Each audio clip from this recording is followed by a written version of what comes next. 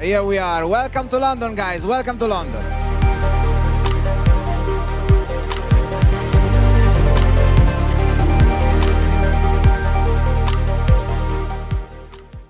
So this was a great preamble to what I'm going to talk about. So the Paclitaxel thing, it affected all of us. It affected my practice, even my individual conversations with individual patients, and certainly a lot of conversations with my colleagues. I do feel very optimistic about the future of drug delivery in the non-coronary arteries and the peripheral arteries. This is just kind of a summary of where we are between DCB and DES in both the FEMPOP and BTK segments. Obviously, there's a lot more progress in the FEMPOP segment with multiple studies involving multiple devices, both for DCB and DES, with Paclitaxel in the FEMPOP segment. There are some LEMAS ideas in development, but also on the DES side, there have been several failed LEMAS stent trials, so Sirocco, Strides, and Stroll. Nevertheless, that was a while back, and the potential now to have different preparations and different ways of delivering sirolimus is definitely upon us, and hopefully we can talk about that in the discussion. And then with regards to BTK, in my opinion, it's still wide open. We've had a couple of failed trials, both on Paclitaxel DCB, also Paclitaxel DES. We have numerous LEMAS preparations on the horizon, and now at least one successful trial with the DRS using everolimus from Abbott. So now, the one thing that's really, let me just remind you that, and many of you are not coronary specialists, those of you who are already have felt this, but over the past 20 years, it's become really, really clear that DES is the standard of care. And when you look at the comparison between drug-eluting stents in the coronaries and bare metal stents in the coronaries, it's been a complete revolution in that field. That change happened in a matter of a few months once DES were released. And so that change has been slower in the peripheral arteries, but here are just these, this is looking at late lumen loss, something we don't typically think of in the superficial femoral artery, but these are multiple different studies looking at Paclitaxel, finding a dramatic improvement in the diminishment of intimal hyperplasia. And when we look at bare metal, PTA and bare metal stents versus DCB and DES, or drug-coated stents, and these are TLR rates at 2 years, I don't think there's much to say about this. I mean, this is real, and it's been repeated over and over with multiple preparations. So it'd be nice to see what the audience here is thinking. I personally don't think there's a perfectly correct answer to this, but I'm wondering if we could just get your opinion about whether, when you're doing FEMPOP revascularization, is Paclitaxel the standard of care? And by that I mean, do you have to, if you're not going to use it, you should have a good reason why you're not going to use it, in my opinion.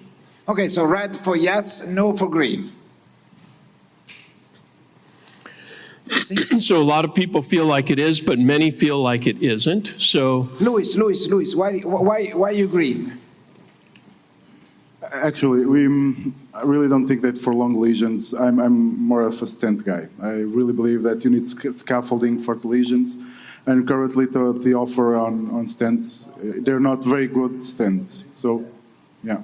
But they're not very good. The stents, they're not very good. You have the Silver, you have the Illuvia, and their construction of stent is not a Supera stent. I am actually a great Supera believer, so I always prefer a Supera. And you can ask me, why not before a DCB and then a Supera? Cost problem. So do we need a drug-coated Supera? Is that what you're saying? Okay. And anyway. Wait a second. Another comment? One DCB is half the price of one Supera, and every 10 minutes of time in the angio suite is the price of one DCB. Rethink your stats. I see. 10 minutes, we need to do quicker. We shouldn't go on, Lorenzo, without getting a comment from Sabine, because she did this very nice trial of DCB versus DES, and these also included long lesions, correct? Yeah, I mean, it's difficult. It depends so much on the clinical scenario. If you're talking about claudicants or CLTI, I think this is the first thing what you have to figure out when you're addressing long lesions.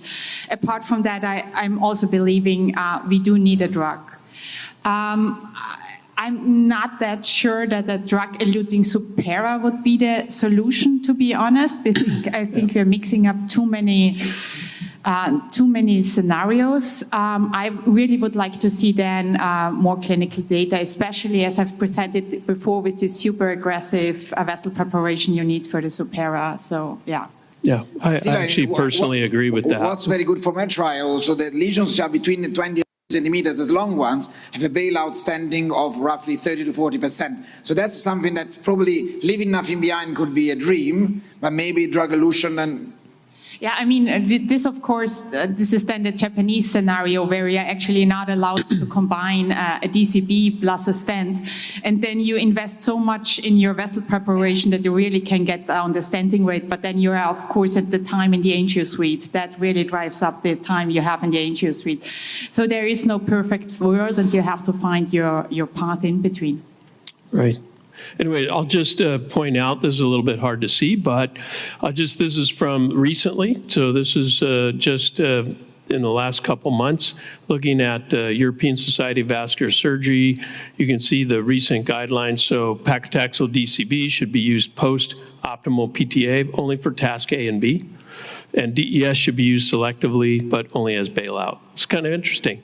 It's a little bit different than what I would say where we ought to be, but it's just that's just one point of view. So what about the paclitaxel thing? Well, we all, like I said, have been affected by this. This just gives you some sense of the timeline that the initial meta-analysis came out at the end of 2018.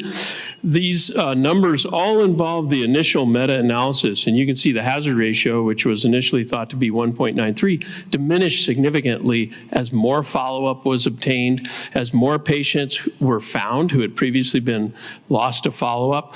And then you see a whole lot of real-world data, including big-time data from large bases, including the German insurance, including American U.S. insurance, and then also some additional randomized trial data, SwedePad, Voyager, none of them identifying an increased hazard ratio. And of course, this occurs over several years where you have the FDA very involved initially for three letters just in the early time frame. Letters meaning this is an advisory to doctors, an FDA panel, and then essentially silence up until July of 2023. And at that time, we published an updated patient-level meta-analysis in The Lancet. This was very recent that I had worked on for several years along with Bill Gray and Sahil Parikh. So this is the largest air disaster in history. I know some of you will get home on airplanes, so I won't leave this up too long, but this happened in Tenerife, and it involved multiple factors. So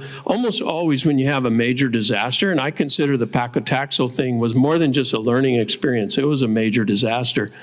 There are systems errors, human errors, and unanticipated factors that usually play. So in this particular event, the captain of the plane that was trying to take off was the head of pilot training, safety, and quality for KLM. Kind of interesting. So he, was there hubris? Was there the sense that he was the authority, so everybody was following? Don't know. Both of these planes had been diverted from the main airport in Canary Islands because of a bomb scare. So both of them had diverted from what was their original plan. There was this idea that they had to take off by 6:30 p.m. to avoid a mandatory rest period for the crew, and there were no hotel rooms in the area where this airport was. So this would have meant spending the night in the airport if they couldn't take off by 6:30 p.m. There was also a major, what I call soccer, what you call football match going on right at that time, and the air traffic controllers were watching the football match, and there was a thick fog moving in. So all of these factors combined, some of them human error, some system error, some unanticipated. Who would have thought there was going to be a bomb scare that day? And the paclitaxel thing was very similar, in my opinion. So if you look at the original meta-analysis, you can see that the Zilver PTX was almost 50% of the weight of the meta-analysis. The impact SFA was over 1/4 of the weight of the meta-analysis. So just think about that, and I'll come back to it. But the other thing is that the dose was calculated as dose times time. So I've never actually seen a dose times time calculation for a specific drug. I've never heard of that. It wasn't explained in the manuscript. It wasn't apparently questioned by the editors of the journal, but this becomes really important, and I'll come back to that. But the conclusion was there's an increased risk of death.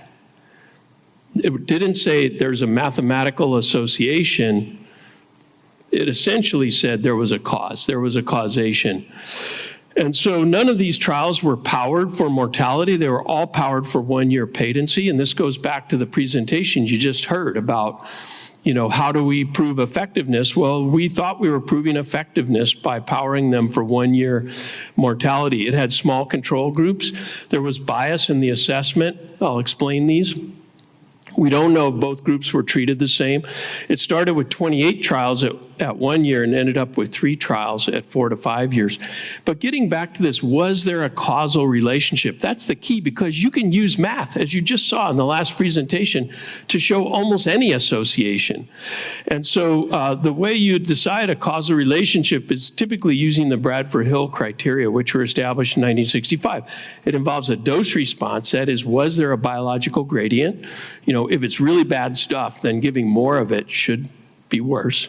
And also, was there a clustering of deaths that helps provide a mechanism of action? And so just looking at this, one of the factors was a crossover effect. So the intention to treat in Cook, you can see there, but remember it had this weird double randomization scheme. So by the end, 70% of the patients received Paclitaxel. So if you look at it as intention to treat, you don't actually know who got Paclitaxel subsequently. And if you look at it as treated, there's no difference. But remember, that was half of the weight of the meta-analysis. So the crossover effect really severely hampered that meta-analysis. What about the small control groups? When you have small control groups, you have unstable estimates. And these are just mortality rates of various studies of SFA therapy. These are all cause at 2 years. And you can see DCB, DES, bare metal, and PTA. The highest was actually with a drug-eluting stent in the Sirocco. The next highest was with plain balloon in Levant 1. The lowest was in the IMPACT SFA. The lowest ever reported mortality rate in a prospective RCT of SFA was in the IMPACT study. And remember, that was over a quarter of the weight of the original meta-analysis. So this very unusual finding of a less than 1% mortality at 2 years really affected that summary level meta-analysis. So let me just say, these are all assessments of dose. There was no dose effect. This is an assessment of mechanism of death. There was no preponderance of mechanism of death. These are all assessments of what happens when a lot of those lost to follow-up patients were found. And what we found was that as we found more patients, the mortality risk decreased. These are 2 different studies, one by FDA and one using the totality of the Medtronic data, that the actual risk of death decreased the more people you found. So what does that mean? How does that happen? Okay, the patients were randomized, PTX versus plain on the way into the study. But in terms of when they dropped out or how they dropped out or were lost to follow-up, that wasn't randomized. And it's pretty clear that the PTX patients were more likely to drop out. Why? They had more effective therapy. They were much less likely to be willing to come back for follow-up. And so if you have a summary level meta-analysis, it's typically used to generate hypotheses. And a patient level study, as opposed to a summary level, takes the actual patient data and normalizes it from study to study to study, then tries to come out with an answer. So the summary level meta-analysis really threw us off. So what happened? The summary level meta-analysis that was intended to generate hypothesis was presented as conclusive evidence, not just because of the conclusion in the paper, which the editors should not have let go through, in my opinion, but also because of the dose response. This idea that dose times time then suddenly magically, mathematically created the appearance of a dose response. The crossover effect, the small control groups, the ascertainment bias, where we found more patients lost to follow-up, the risk suddenly decreased. There was an unexpected confounding variable of length of lesion, which really surprised me, and I'll show you that data. But also there was a lot of politics, and there's the idiosyncratic effects of regulatory bureaucracy. The regulatory bureaucracy, they either have off or on, hot or cold. They can't go somewhere partway in the middle, and I think they needed to make a statement, so they made a very emphatic statement. The politics, it'd be interesting to get people's opinions, but I think those who were most against endovascular therapy were also the most against the idea of continued use of paclitaxel until we sorted this out. That's just my humble opinion. But anyways, there were systems errors, human errors, and unanticipated factors in here. So I'll just stop here for 1 second and ask, the best way to avoid this in the future, red is don't jump to conclusions, yellow is apply science appropriately, and green is both of these. And I think this is, this is where we are. So I'm going to show you a couple more slides of this most recent data, and then I'll stop because there may be some good points of view. But anyway, so this most recent data was now 2,600 plus patients instead of 500 patients. We had 95% 5-year follow-up. We had 3,300 more years of patient follow-up. We had more information on crossovers, and we also did it in using multiple methods. So we did intent to treat, and honestly, this was for FDA. Intent to treat makes no sense to me. They either got paclitaxel or they didn't. I wasn't too worried about intent to treat, but we did it, Sorry, and there it is. Can you explain for the younger ones what intent to treat means? Yeah, so when you randomize somebody, you get paclitaxel, you don't. But one of those patients that didn't get randomized to paclitaxel does get paclitaxel, it should be equally dangerous, whether it was intended in the first place or it was as treated. Because he got it anyway, so yeah. Right. So this is the as treated. These are the patients that got paclitaxel at the end of the day. And then we looked at the as treated in 2 different ways. One is where the ones who got it later were just taken out, censored altogether. And then this one, which I think is the most accurate and most appropriate, and that is whenever they got paclitaxel, that's when they moved from the control group to the paclitaxel group. Because they got a dose of venom, let's say. Because they got it. They got the so-called poison at that point. I mean, we're looking at mortality. And when you look at if you look at these different analyses, you can see the intent to treat. All of these had very acceptable hazard ratios, less than 1.2. But the as treated crossover as time varying covariate, again, the ones that when they got it, that's when they went to the paclitaxel group. That had a hazard ratio of 1.04, so almost exactly unity. And so what about this lesion length issue? Well, when we looked at lesion length, we did find a trend. It wasn't statistically significant, but we found a trend. I thought, well, that's really weird. We wouldn't have even looked at dose if not for this concern that we had. So when we looked at lesion length in patients who received no paclitaxel, there also was this trend. That is, there was the longest lesions were much more likely to be associated with mortality than the shortest lesions, which is really interesting and kind of surprising because they have 2 carotids, a heart and another leg. Who'd have thought that one randomized lesion was going to be associated with mortality? But in this meta-analysis, it was. So to me, that was an unanticipated confounder. Could it be because of the length of the occlusion could also be related to the severity of the disease, and so the severity of the whole medical situation? Am I right? Well, this is, I think, the theory. But in any event, when you take into account the lesion length, then you see what the different doses look like. Essentially, the exact same, very low association with mortality. And this is what it looks like now. And this is the latest data where now we looked at as treated and intent to treat and got those. So this is what happened. So if the paclitaxel mortality challenge happened again today, would we handle it better? What do you think? Would we handle it better? Green says no, red says yes. Come on, guys. I made it that way on purpose so you'd be paying attention that red is yes. But this is a very interesting thing because, okay, so this is my own personal opinion. I think we got a lot smarter. I don't know if we'll handle it better, but I think the discussions of epidemiology causation versus merely association, that used to be something that only the brightest RCT people used to talk about. I think now this is something that we all have to be highly aware of. We've all gotten better at understanding statistics, levels of evidence. Also, this whole issue of vital statistics, the issue of mortality is really in the spotlight now. And when you think of the CLTI patients and where the mortality plays a role there, I think we've gotten a lot smarter about it, and we're going to learn a lot more about how to not just prevent limb loss, but to diminish mortality in this population. I think trial design is in the spotlight, which means that we need to have better follow-up. Some of the follow-up in those RCTs was terrible, beyond 1 year. We need to focus on medical management, which was not accounted for in any of the studies. In other words, it was up front, but then over time, and we can prevent so much more mortality by focusing on continued excellent medical management.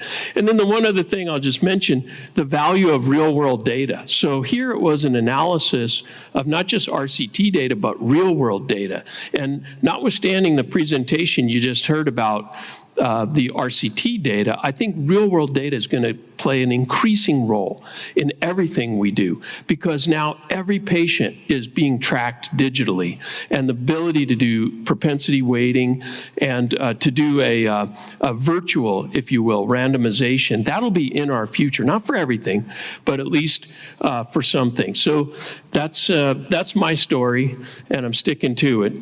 Thank you so much, Peter. Thank you. And I think also what was said about primary endpoints and secondary endpoints before by Thanos, it also plays a big role. Because, I mean, these studies, you have said 1,000 times, they were not powered at the beginning for mortality. Am I right?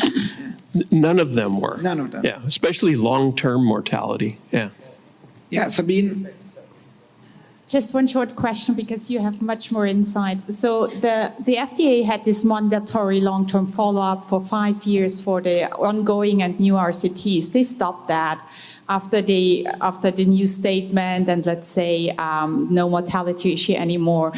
So with the few trials I've been involved with, the new design ones, it seems they move completely back to the follow-ups they wanted before the Paclitaxel story. So now we were really very proud of ourselves that we do have the long-term follow-ups, but it seems we will move back. So what's your opinion on that? Well, so there's two schools of thought. I think for our field, it would be better if we routinely assumed we were going to do 5-year follow-up, because this is where we'll figure out the long-term success of everything we do, how many reinterventions, causes of mortality, and all these things. But let me just say, and this again goes back to the RCT discussion, a well-run RCT with core labs, with multiple imaging modalities, with 5-year follow-up that includes duplex, that's easily $50,000 US dollars per patient. So that's what, it's like 70,000 pounds, it's like 60,000 euros. So 50,000 US dollars. So if you do 10 patients, that's $500,000. If you do 100 patients, that's $5 million. 100 is a very small trial for a randomized trial. So you can easily spend 20, 25, 30 million doing a randomized trial that has the appropriate imaging and everything associated with it. And then the follow-up and the core lab really is expensive. And so I think there's a limitation that we have. And what I think we're going to see, we have a whole rash of new devices being developed, especially with LEMUS. And I think I can't speak for FDA, but they're going to want 5-year follow-up on all those. How can they not? I mean, at this point, and they may even want 2-year efficacy up front to have even a conditional approval. In the past, after 1 year, they've given a conditional approval to go ahead and use clinically with the promise of the longer-term follow-up. So I think that's great. Thank you, Peter, so much. It was a great contribution to the thing. And I mean, it's such a high level. He speaks about stuff, and sometimes I need to stop and say, listen, people are not as experienced, but you came into like very, you level, and the the talk to someone like also young people can understand. And I really thank you for that, because it's very, very difficult.